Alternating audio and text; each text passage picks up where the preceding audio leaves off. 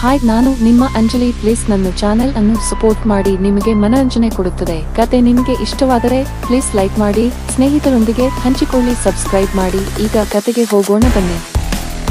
Hi friends, ನನ್ನ ಹೆಸರು ತೃಪ್ತಿ. ಈ ಕತೆ ನನ್ನ ಮತ್ತು ನನ್ನ ಮನೆಗೆ ಡೆಲಿವರಿ ಕೊಡಲು ಬಂದ ಡೆಲಿವರಿ ಬಾಯ್ ವೆಂಕಟ್ ನಡುವೆ ನಡೆದದ್ದು. ಈ ಕತೆ ಬಹಳ ಇಂಟರೆಸ್ಟಿಂಗ್ ಆಗಿದೆ. ಸ್ವಲ್ಪವೂ ಕೂಡ ಸ್ಕಿಪ್ ಮಾಡದೆ ನೋಡಿ. ಇನ್ನು ಕತೆಗೆ ಬಂದರೆ, ನನ್ನ ಹೆಸರು ತೃಪ್ತಿ. ನನ್ನ ವಯಸ್ಸು 35 ವರ್ಷ, ಆದರೆ ನೋಡಲು 24 ವರ್ಷದ ಯುವತಿಯಂತೆ ಇದ್ದೇನೆ ಅಂತ ನನ್ನ ಫ್ರೆಂಡ್ಸ್ ಎಲ್ಲ ಯಾವಾಗಲೂ ಹೇಳುತ್ತಿದ್ದಾರೆ. ನಾನು ದಾಳಿಂಬೆ ಹಣ್ಣಿನಂತೆ ಸುಂದರವಾಗಿ ಕಾಣುತ್ತೇನೆ. ನನ್ನ ಮಾದಕವಾದ ಸೌಂದರ್ಯ ಎಲ್ಲರನ್ನೂ ಬಹುಬೇಗ ಸೆಳೆಯುತ್ತದೆ. ಅದಕ್ಕೆ ಕಾರಣ ನಾನು ಪ್ರತಿದಿನ ಎಕ್ಸಸೈಜ್ ಮಾಡುತ್ತಾ ಯಾವ್ಯಾವುದನ್ನು ಎಷ್ಟೆಷ್ಟು ಬೆಳೆಸಿಕೊಳ್ಳಬೇಕು ಅದನ್ನು ಹಾಗೆ ಮೈಂಟೈನ್ ಮಾಡಿದ್ದು.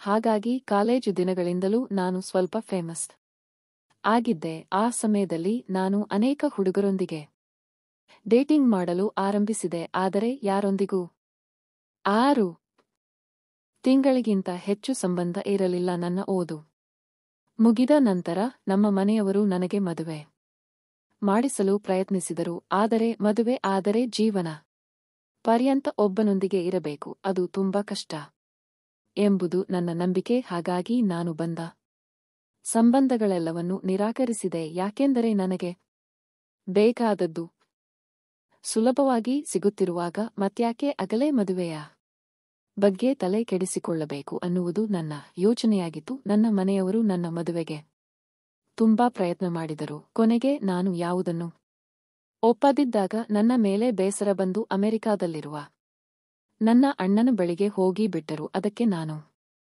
ಬೆಂಗಳೂರಿನಲ್ಲಿರುವ ನನ್ನ ಫ್ಲಾಟ್ನಲ್ಲಿ ಒಬ್ಬಳೇ ಇದ್ದೇನೆ. ದೇವರ ಕೃಪೆಯಿಂದ ನನಗೆ ಹಣದ ಕೊರತೆ ಇಲ್ಲ. ಒಂದು ದೊಡ್ಡ ಇನ್ಸಿಯಲ್ಲಿ ಕೆಲಸ, ಒಳ್ಳೆಯ ಸಂಬಳ ಮತ್ತು ಸಾಕಷ್ಟು ಸಂಪಾದನೆ ಇದೆ. ಅದಕ್ಕಾಗಿ ಒಂದು ಪಾಶ್ ಕಮ್ಯುನಿಟಿಯಲ್ಲಿ ವಾಸಿಸುತ್ತಾ ಜೀವನವನ್ನು ಎಂಜಾಯ್ ಮಾಡುತ್ತಿದ್ದೇನೆ. ಆದರೆ ನನ್ನ ಜೀವನದಲ್ಲಿ ಒಂದೇ ಒಂದು ಕೊರತೆ ಇದೆ. ಅದು ನನ್ನನ್ನು ಸಂತೋಷಪಡಿಸುವ ಮಗುವನ್ನು ಕಾಣದಿರುವುದು. ಇತ್ತೀಚೆಗೆ ನಮ್ಮ ಆಫೀಸ್ನಲ್ಲಿ ಒಬ್ಬ ಫ್ರೆಷರ್ ಜಾಯಿನ್ ಆದ. ಅವನು ನೋಡಲು ಬಹಳ ಹ್ಯಾಂಡ್ಸಮ್ ಆಗಿದ್ದಾನೆ. ಅವನೊಂದಿಗೆ ಸ್ನೇಹ ಬೆಳೆಸಲು ಪ್ರಾರಂಭಿಸಿದೆ.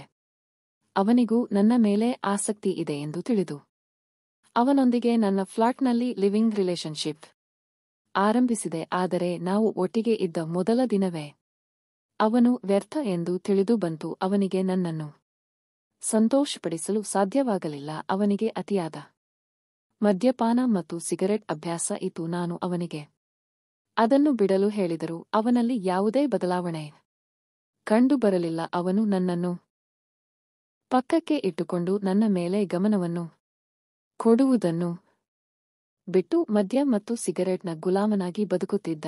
ನನಗೆ ಅದನ್ನು ಜಾಸ್ತಿ ದಿನ ತಡೆದುಕೊಳ್ಳಲು ಸಾಧ್ಯವಾಗಲಿಲ್ಲ. ಅದಕ್ಕೆ ಅವನೊಂದಿಗೆ ಬ್ರೇಕಪ್ ಹೇಳಿ ಮನೆಯಿಂದ ಹೊರಗೆ ಕಳುಹಿಸಿದೆ. ಮತ್ತೆ ನನ್ನ ಜೀವನದಲ್ಲಿ ನಿರಾಶೆ ಆರಂಭ ಆಯಿತು. ರಾತ್ರಿ ಸರಿಯಾಗಿ ನಿದ್ರೆ ಬರುತ್ತಿರಲಿಲ್ಲ. ಏನು ಮಾಡಬೇಕೆಂದು ತಿಳಿಯದೆ ನನ್ನ ಫ್ರೆಂಡ್ಗೆ ಕರೆ ಮಾಡಿದೆ. ಅವಳು ನನಗೆ ಸಲಹೆ ನೀಡಿದಳು. ನೀನು ಯಾವಾಗಲೂ ಪೋಷ್ ಆಗಿರುವ ಹುಡುಗರನ್ನು ಸೆಲೆಕ್ಟ್ ಮಾಡ್ತೀಯಾ, ಹಾಗಾಗಿ ನಿನಗೆ ನಿರಾಶೆ ಎದುರಾಗುತ್ತದೆ. ಸರಿಯಾಗಿ ಯೋಚನೆ ಮಾಡಿ ನೋಡು.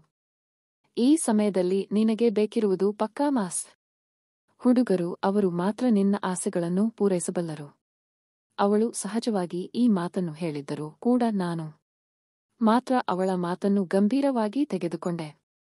ಯಾವುದೇ ಕೆಟ್ಟ ಅಭ್ಯಾಸವಿಲ್ಲದ ಒಳ್ಳೆಯ ಸಾಮರ್ಥ್ಯವಿರುವ ಹುಡುಗನೊಬ್ಬನನ್ನು ಹುಡುಕಲು ಪ್ರಾರಂಭಿಸಿದೆ. ಅದೇ ಸಮಯದಲ್ಲಿ ನನ್ನ ಜೀವನದಲ್ಲಿ ಕಾಣಿಸಿಕೊಂಡವನು ಡೆಲಿವರಿ ಬಾಯ್ ವೆಂಕಟ್. ಬೆಂಗಳೂರಿನಲ್ಲಿ ಕೊರಿಯರ್ ಡೆಲಿವರಿ ಬಾಯ್ ಆಗಿ ಕೆಲಸ ಮಾಡುತ್ತಿದ್ದಾನೆ. ಅವನು ಬೆಳಗ್ಗೆ 7 ಗಂಟೆಗೆ ಡ್ಯೂಟಿ ಮೇಲೆ ಹೋದರೆ ರಾತ್ರಿ 8 ಗಂಟೆಯವರೆಗೆ ಡೆಲಿವರಿಗಳನ್ನು ಕೊಡುತ್ತಾನೆ. ಕೆಲವೊಮ್ಮೆ ರಾತ್ರಿ 9 ಗಂಟೆಯವರೆಗೂ ಆಗುತ್ತದೆ. ಅವನು ದಿನಕ್ಕೆ ಕನಿಷ್ಠ 100 ರಿಂದ 150 ಡೆಲಿವರಿಗಳನ್ನು ಮಾಡಿದರೆ ಮಾತ್ರ ಅವನ ಸಂಪಾದನೆ ಅವನ ಜೀವನಕ್ಕೆ ಸಾಕಾಗುತ್ತದೆ. ಬೆಂಗಳೂರಿನಲ್ಲಿ ಅವನ ಖರ್ಚುಗಳು, ಅವನ ಬೈಕ್ ಮೈಂಟೆನೆನ್ಸ್ ಮತ್ತು ಅವನ ಮನೆಗೆ ಕಳಿಸಬೇಕಾದ ಹಣ ಎಲ್ಲವನ್ನೂ ಹೊಂದಿಸುವುದು ಅವನಿಗೆ ಬಹಳ ಶ್ರಮದಾಯಕವಾಗಿದೆ. ಹಾಗಾಗಿ ಅವನು ಪ್ರತಿನಿತ್ಯ ತುಂಬಾ ಕಷ್ಟಪಟ್ಟು ಜೀವನವನ್ನು ನಡೆಸುತ್ತಾನೆ. ವಾರಪೂರ್ತಿ ಹೀಗೆ ಕಷ್ಟಪಟ್ಟು ದುಡಿದರೆ ಮಾತ್ರ ವೀಕೆಂಡ್ಸ್ ಅಲ್ಲಿ ಅವನ ಸ್ನೇಹಿತರು ಗರ್ಲ್ ಫ್ರೆಂಡ್ಸ್ ಜೊತೆ ಸಮಯ ಕಲಿಯೋಕೆ ಸಾಧ್ಯವಾಗುತ್ತದೆ. ಅದರಲ್ಲೂ ವೆಂಕಟ್ಗೆ ಗರ್ಲ್ ಫ್ರೆಂಡ್ ಮೇಂಟೈನ್ ಮಾಡಲು ಸಾಕಾಗುವಷ್ಟು ಹಣವೂ ಇಲ್ಲ. ಅದಕ್ಕೆ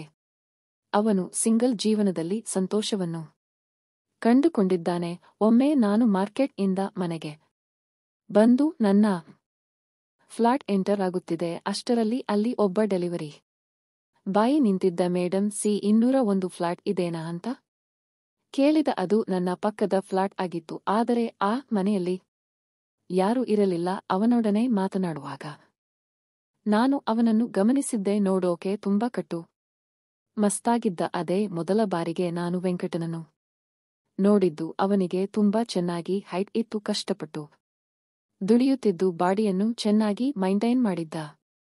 ನಾನು ಹುಡುಕುತ್ತಿದ್ದ ಮಾಸ್ ಹುಡುಗ ಇವನೇ ಇರಬಹುದಾ ಅಂತ ಅಂದುಕೊಂಡೆ. ಅದಾದ ನಂತರ ಅವನನ್ನು ಅನೇಕ ಸಲ ನಾನು ನಮ್ಮ ಅಪಾರ್ಟ್ಮೆಂಟ್ ಅಲ್ಲಿ ನೋಡಿದ್ದೆ. ಒಮ್ಮೆ ನನ್ನ ಫೋನ್ ತುಂಬಾ ಹಳೆಯದಾಯಿತು ಅಂತ ಅಂದುಕೊಂಡು ನಾನು ಆನ್ಲೈನ್ನಲ್ಲಿ ಆರ್ಡರ್ ಮಾಡಿದ ಹೊಸ ಐಫೋನ್ ಬಂತು. ಅದನ್ನು ಡೆಲಿವರಿ ಮಾಡಲು ವೆಂಕಟ್ ನನ್ನ ಫ್ಲಾಟ್ಗೆ ಬಂದ. ಆ ದಿನ ರವಿವಾರವಾದ್ದರಿಂದ ನಾನು ಸಿಂಗಲ್ ಪೀಸ್ ಶಾರ್ಟ್ ಫ್ರಾಕ್ ಹಾಕಿಕೊಂಡಿದ್ದೆ. ಮನೆಯಲ್ಲಿರುವಾಗ ನನಗೆ ಅದು ತುಂಬಾ ಕಂಫರ್ಟಬಲ್ ಆಗಿರುತ್ತದೆ. ನಾನು ಆಗಷ್ಟೇ ಬ್ರೇಕ್ಫಾಸ್ಟ್ ಮುಗಿಸಿ ಒಳ್ಳೆಯ ವೆಬ್ ಸೀರೀಸ್ ನೋಡುತ್ತಿದ್ದೆ. ಅಷ್ಟರಲ್ಲಿ ನನ್ನ ಮನೆಯ ಬೆಲ್ ರಿಂಗ್ ಆಯಿತು. ಆ ದಿನ ನನ್ನ ಆರ್ಡರ್ ಡೆಲಿವರಿ ಆಗುತ್ತದೆ ಎಂದು ನನಗೆ ಮೊದಲೇ ಮೆಸೇಜ್ ಬಂದಿತ್ತು. ಅದಕ್ಕೆ ಖಚಿತವಾಗಿ ಡೆಲಿವರಿ ಬಾಯ್ ಬಂದಿದ್ದಾನೆ ಎಂದುಕೊಂಡು ಬಾಗಿಲು ತೆರೆದೆ. ನನ್ನ ಕಣ್ಣೆದುರು ವೆಂಕಟ್. ಗುಡ್ ಮಾರ್ನಿಂಗ್ ಮೇಡಂ, ಇದು ನಿಮ್ಮ ಆರ್ಡರ್ ಎಂದು ಪಾರ್ಸೆಲ್ ಹಿಡಿದುಕೊಂಡು ನಿಂತಿದ್ದ. ಮತ್ತೊಮ್ಮೆ ಅವನನ್ನು ಸರಿಯಾಗಿ ನೋಡಿದೆ. ಅವನು ನೋಡಲು ಬಹಳ ನೀಟಾಗಿ ಇದ್ದ. ಅವನನ್ನು ನೋಡಿದಾಗ ನನ್ನ ಮನಸ್ಸಿನಲ್ಲಿ ಏನೋ ಗಂಟೆ ಬಾರಿಸಿದಂತೆ ಆಯಿತು. ಅವನಿಗೆ ಯಾವುದೇ ಕೆಟ್ಟ ಅಭ್ಯಾಸಗಳಿಲ್ಲ ಎಂದು ನನಗೆ ಅರ್ಥವಾಯಿತು. ಅದೇ ಸಮಯದಲ್ಲಿ ನಾನು ನಿರ್ಧರಿಸಿದೆ, ನಾನು ಹುಡುಕುತ್ತಿರುವ ಹುಡುಗ ಇವನು. ವೆಂಕಟ್ ನನ್ನನ್ನು ನೋಡಿದಾಗ ಅವನ ಮನಸ್ಸಿನಲ್ಲೂ ಏನೋ ಗಂಟೆ ಬಾರಿಸಿದಂತೆ ಆಯ್ತು ಅನಿಸುತ್ತೆ. ಅವನು ನನ್ನ ಕಡೆಗೆ ಕಣ್ಣು ಮುಚ್ಚದೆ ನೋಡುತ್ತಿದ್ದ. ನಾನು ಅವನಿಗೆ ಸ್ವಲ್ಪ ಡೌಟ್ ಕೇಳೋದು ಇದೆ. ಸ್ವಲ್ಪ ಒಳಗಡೆ ಬರ್ತೀರಾ ಎಂದು ಕರೆದೆ. ಅವನು ತಕ್ಷಣ ನನ್ನ ಮುಂದೆ ಬಂದು ನಿಂತ. ನಾನು ನನ್ನ ಹೊಸ ಫೋನ್ನಲ್ಲಿ ಸಿಮ್ ಹಾಕಿ ಫೋನ್ ಆನ್ ಮಾಡಿ ನೋಡು ಎಂದೆ. ಅವನು ಸರಿ ಮೇಡನ್ ಎಂದು ಪಾರ್ಸಲ್ ಅನ್ಬಾಕ್ಸ್ ಮಾಡಲು ಪ್ರಾರಂಭಿಸಿದ. ನಾನು ಅವನನ್ನು ಒಳಗೆ ಕರೆದು ಎಲ್ಲಿ ಕೂತ್ಕೊಂಡು ಆರಾಮಾಗಿ ಕೆಲಸ ಮಾಡು ಎಂದೆ. ಅವನು ನನ್ನ ಫ್ಲಾಟ್ನಲ್ಲಿ ಹೆಜ್ಜೆ ಇಡುತ್ತಿದ್ದಂತೆ, ನಿಮ್ಮ ಫ್ಲಾಟ್ ತುಂಬಾ ಚೆನ್ನಾಗಿದೆ, ಸ್ವರ್ಗದಲ್ಲಿ ಹೆಜ್ಜೆ ಇಟ್ಟಂತೆ ಅನಿಸುತ್ತಿದೆ ಅಂದ. ಅವನು ಹಾಲ ಸೋಫಾದಲ್ಲಿ ಕುಳಿತು ಪಾರ್ಸೆಲ್ ತೆರೆಯಲು ಪ್ರಾರಂಭಿಸಿದ. ಅವನು ಆಗಾಗ ನನ್ನ ಕಡೆಗೆ ಕೆಲವೊಮ್ಮೆ ಕಳ್ಳನ ನೋಟಗಳನ್ನು ಬೀರುತ್ತಿದ್ದ. ನಾನು ಅವನನ್ನು ಕುರಿತು ನಿನ್ನ ಹೆಸರು ಏನು ಎಂದು ಕೇಳಿದೆ. ಅವನು ವೆಂಕಟ್ ಮೇಡನ್ ಎಂದು ಉತ್ತರಿಸಿದ. ಅವನು ಫೋನ್ ಅನ್ಬಾಕ್ಸ್ ಮಾಡುತ್ತಿದ್ದಂತೆ ನಾನು ನೀನು ಫೋನ್ ತೆಗೆದುಕೊಂಡು ಆನ್ ಮಾಡು, ನಾನು ನಿನಗೆ ಜ್ಯೂಸ್ ತಂದು ಕೊಡುತ್ತೇನೆ ಎಂದೆ. ನಾನು ಅವನಿಗಾಗಿ ಫ್ರೆಶ್ ಆರೆಂಜ್ ಜ್ಯೂಸ್ ತಂದು ನಿಂತುಕೊಂಡೆ. ಅವನು ನನ್ನನ್ನು ಮೊದಲ ಬಾರಿಗೆ ಅಷ್ಟು ಹತ್ತಿರದಿಂದ ನೋಡಿದಾಗ ಅವನ ಕಣ್ಣುಗಳಲ್ಲಿ ಒಂದು ಮಿಂಚು ಹೊಳೆಯಿತು. ನನಗೆ ಅರ್ಥವಾಯಿತು, ವೆಂಕಟ್ಗೆ ನನ್ನ ಮೇಲೆ ಇಂಟರೆಸ್ಟ್ ಇದೆ ಅಂತ. ನಾನು ಅವನಿಗೆ ಕೆಲವೊಂದು ಪ್ರಶ್ನೆಗಳನ್ನು ಕೇಳಿ ಅವನ ಬಗ್ಗೆ ಹಾಗೂ ಅವನ ಮನೆಯವರ ಬಗ್ಗೆ ತಿಳಿದುಕೊಂಡೆ. ಅವನ ಮಾತುಗಳಿಂದ ನನಗೆ ಅರ್ಥವಾಯಿತು, ಅವನು ಅವನ ಕುಟುಂಬದ ಬಗ್ಗೆ ತುಂಬಾ ಜವಾಬ್ದಾರಿ ನಿರ್ವಹಿಸುತ್ತಿದ್ದಾನೆ ಅಂತ. ಅವನಿಗೆ ಯಾವುದೇ ಕೆಟ್ಟ ಚಟಗಳಿಲ್ಲ ಎನ್ನುವುದು ಕೂಡ ಗೊತ್ತಾಯಿತು. ಹಾಗಾಗಿ ನನಗೆ ಅವನ ಮೇಲೆ ಪೂರ್ತಿ ನಂಬಿಕೆ ಬಂತು. ಇವನೇ ನನ್ನನ್ನು ಸಂಪೂರ್ಣವಾಗಿ ಸಂತೋಷಪಡಿಸಬಲ್ಲ ವ್ಯಕ್ತಿ ಅಂತ ಖಾತ್ರಿ ಆಯ್ತು. ಅವನು ಫೋನ್ ಅನ್ಬಾಕ್ಸ್ ಮಾಡಿ ಬೇಸಿಕ್ ಸೆಟ್ಟಿಂಗ್ಸ್ ಎಲ್ಲವನ್ನೂ ಅರೇಂಜ್ ಮಾಡಿ ಸಿಂಹಕ್ಕೆ ಮೇಡಂ ನಿಮ್ಮ ಫೋನ್ ರೆಡಿ ಎಂದು ನನ್ನ ಕೈಗೆ ಕೊಡಲು ಹೋದ. ನಾನು ಅವನನ್ನು ತಡೆದು ಯಾರಿಗಾದರೂ ಒಂದು ಕಾಲ್ ಮಾಡಿ ನೋಡು ಎಂದೆ. ಅವನು ಯಾರಿಗೆ ಕಾಲ್ ಮಾಡಲಿ ಮೇಡಂ ಎಂದು ಕೇಳಿದ. ನಾನು ನಿನ್ನ ನಂಬರ್ಗೆ ಕಾಲ್ ಮಾಡಿ ನೋಡು ಎಂದೆ. ಅದು ನಾನು ಅವನ ನಂಬರ್ ಪಡೆಯಲು ಒಳ್ಳೆಯ ಅವಕಾಶ ಎಂದುಕೊಂಡೆ. ನಾನು ಹಾಗೆ ಕೇಳಿದಾಗ ವೆಂಕಟ್ನ ಮುಖದ ಮೇಲೆ ಒಂದು ಹೊಳಪನ್ನು ಗಮನಿಸಿದೆ. ಅವನು ಆಹ ಮೇಡನ್, ನಿಮ್ಮ ನಂಬರ್ ನನಗೆ ಸಿಕ್ತು ಎಂದು ಹೇಳಿದ. ಅವನು ತಡ ಮಾಡದೆ ತನ್ನ ನಂಬರ್ಗೆ ಕಾಲ್ ಮಾಡಿ ಮೇಡಂ ಫೋನ್ ನಲ್ಲಿ ಯಾವುದೇ ಪ್ರಾಬ್ಲಮ್ ಇಲ್ಲ, ಫೋನ್ ಚೆನ್ನಾಗಿ ಕೆಲಸ ಮಾಡುತ್ತಿದೆ ಎಂದು ಹೇಳಿದ ನಾನು ಅವನ ಕಡೆಗೆ ನಿಧಾನವಾಗಿ ನಡೆದು ಹೋಗಿ ಅವನನ್ನು ಸ್ನೇಹಪೂರ್ವಕವಾಗಿ ಅಪ್ಪಿಕೊಂಡು ಧನ್ಯವಾದ ಹೇಳಿದೆ. ಆ ಸಮಯದಲ್ಲಿ ಅವನ ಹೃದಯ ಬಹಳ ವೇಗವಾಗಿ ಬಡಿಯುತ್ತಿತ್ತು. ಇದರಿಂದ ಅವನಿಗೂ ಕೂಡ ತುಂಬಾ ಸಂತೋಷವಾಗಿದೆ ಎಂದು ನನಗೆ ಅರ್ಥವಾಯಿತು. ಇನ್ನೇನು ಕೆಲಸ ಆಯ್ತ ಮೇಡಂ, ನಾನು ಇನ್ನು ಹೊರಡುತ್ತೇನೆ ಅಂತ ಅವನು ಹೊರಡಲು ರೆಡಿಯಾದ ನಾನು ಅವನನ್ನು ತಡೆದು ಅವನ ಕೆನ್ನೆಗಳನ್ನು ಒಮ್ಮೆಗೆಲ್ಲಿ ನಿನ್ನ ಸರ್ವಿಸ್ ನನಗೆ ಬಹಳ ಇಷ್ಟವಾಯಿತು, ನಿನಗೆ 5 ಸ್ಟಾರ್ ರೇಟಿಂಗ್ ಕೊಡುತ್ತೇನೆ, ಇನ್ನು ಮುಂದೆ ನನ್ನ ಅಡ್ರೆಸ್ಗೆ ಯಾವುದೇ ಪಾರ್ಸೆಲ್ ಬಂದರೂ ನೀನೇ ತಂದು ಕೊಡಬೇಕು ಎಂದು ಹೇಳಿದೆ. ಅದಕ್ಕೆ ವೆಂಕಟ್ ಮೇಡಂ, ನಿಮ್ಮಂತಹ ಒಳ್ಳೆಯ ಕಸ್ಟಮರ್ ಅನ್ನು ಯಾರಾದರೂ ಬಿಟ್ಟುಕೊಡುತ್ತಾರಾ ಎಂದು ಉಗುಳು ನುಂಗುತ್ತಾ ಹೇಳಿದ. ಆ ರಾತ್ರಿ ನಾನು ವೆಂಕಟ್ನ ಬಗ್ಗೆ ಯೋಚಿಸುತ್ತಾ ಮಲಗಿದೆ, ಅವನ ಬಗ್ಗೆ ಕನಸುಗಳನ್ನು ಕಾಣುತ್ತಾ ಮಲಗಿದೆ. ಆಗಿದೆ ಅವನು ನನಗೆ ಕಾಲ್ ಅಥವಾ ಮೆಸೇಜ್ ಮಾಡುತ್ತಾನೆ ಎಂದು ಬಹಳವಾಗಿ ನಂಬಿದ್ದೆ, ಆದರೆ ಅವನು ಮಾಡಲಿಲ್ಲ. ಆಮೇಲೆ ನನಗೆ ಅನಿಸಿತು, ಬಹುಶಃ ಹುಡುಗ ಸ್ವಲ್ಪ ನಿಧಾನ ಇರಬಹುದು ಅಂತ ನಾನು ಯೋಚಿಸಿದ ಹಾಗೆ 2 ದಿನಗಳ ನಂತರ ವೆಂಕಟ್ನಿಂದ ನನಗೆ ಕಾಲ್ ಬಂತು. ಅವನ ನಂಬರ್ ನಾನು ಸೇವ್ ಮಾಡಿದ್ದರೂ ಅವನು ಯಾರು ಎಂದು ಗೊತ್ತಾಗದವರಂತೆ.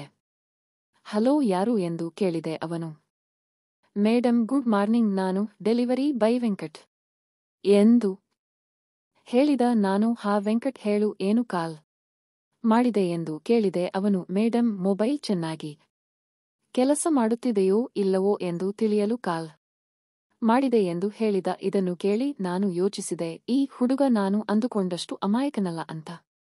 ಹಾಗೆ ನಾವಿಬ್ಬರೂ ಬಹಳ ಸಮಯ ಮಾತನಾಡಿದೆವು. ಅವನ ಹಾಸ್ಯ ಪ್ರಜ್ಞೆ ನನಗೆ ಬಹಳ ಇಷ್ಟವಾಯಿತು. ಅದಕ್ಕೆ ನಾನು ನಮ್ಮಿಬ್ಬರಿಗೂ ಉಪಯುಕ್ತವಾದ ಕೆಲವು ಪ್ರಾಡಕ್ಟ್ಗಳನ್ನು ಆನ್ಲೈನ್ನಲ್ಲಿ ಆರ್ಡರ್ ಮಾಡಿ ಅವನಿಗೆ ಕಾಲ್ ಮಾಡಿ ಹೇಳಿದೆ. ನಾನು ಆರ್ಡರ್ ಮಾಡಿರುವುದನ್ನು ಖಂಡಿತವಾಗಿಯೂ ನೀನೇ ಡೆಲಿವರಿ ಮಾಡಬೇಕು ಎಂದು ಹೇಳಿದೆ. 2 ದಿನಗಳ ನಂತರ ಅವನು ಆ ಹೊಸ ಆರ್ಡರ್ ತೆಗೆದುಕೊಂಡು ಬಹಳ ಸಂತೋಷದಿಂದ ಮನೆಗೆ ಬಂದ. ಮೇಡಂ, ಇದನ್ನು ನಾನೇ ಅನ್ಬಾಕ್ಸ್ ಮಾಡಲೇ ಎಂದು ಕೇಳಿದ. ನಾನು ಸಣ್ಣಗೆ ನಗುತ್ತಾ, ಇದನ್ನು ಖಂಡಿತವಾಗಿಯೂ ನೀನೇ ಅನ್ಬಾಕ್ಸ್ ಮಾಡಬೇಕು ಎಂದು ಹೇಳಿ ಅವನನ್ನು ಮನೆಯೊಳಕ್ಕೆ ಆಹ್ವಾನಿಸಿದೆ. ವೆಂಕಟ್ ಅನ್ಬಾಕ್ಸಿಂಗ್ ಮಾಡಿ ಅದರಲ್ಲಿದ್ದ ಪ್ರಾಡಕ್ಟ್ ಗಳನ್ನು ನೋಡಿ ಶಾಕ್ ಆಗಿ, ಮೇಡಂ ಇದು ಏನು ಎಂದು ಕೇಳಿದ. ನಾನು, ಇದು ನಿನಗಾಗಿ ನನ್ನ ಗಿಫ್ಟ್, ಇವುಗಳನ್ನು ಚೆನ್ನಾಗಿ ಬಳಸು ಎಂದು ಹೇಳಿದೆ. ಅವನು ನನ್ನೆದುರಲ್ಲಿ ಅದನ್ನು ಬಳಸಿ ನನಗೆ ತುಂಬಾ ಸಂತೋಷವನ್ನು ನೀಡಿದ.